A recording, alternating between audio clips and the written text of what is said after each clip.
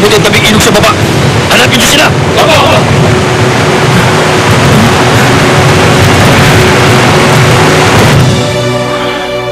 Ano yun?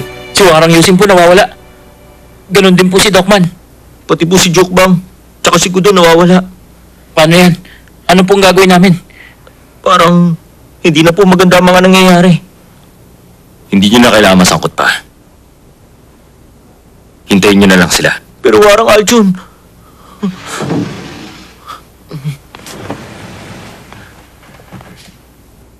Paumanhin po, kamahalan. Sina Ministro Yongchun at Ulche lumabas sandali.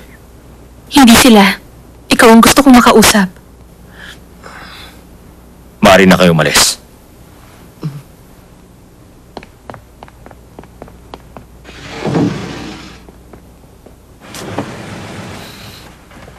Magpatuloy po kayo. Sabi nila, matalik daw kayong magkaibigan ni Warang Yusin.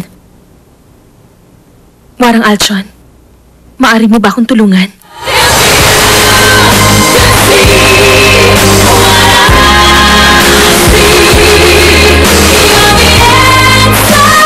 Lady Michelle, tapusin niyo ng buhay niya. Pag nakabalik siya rito ng buhay, maaaring mawala sa inyong lahat. Nakukuha ko lahat, pati na rin ang kalooban ng langit. Ano pang banta ang may dudulot ng kambal na prinsesa? Wala na rin silbi ang mga propesiya. Si Dokman. Patayin mo siya.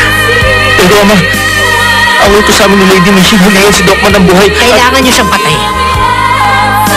Siya magiging sani ng pagbagsak ni Lady Michelle. Tinan mo, anak. Sa labas ng sila, hindi nila tayo hahabulin. Iwas tayo. Iiwan mo ang ama mo, ang bayan mo, bakit? Bakit mo gagawin yung Yusin?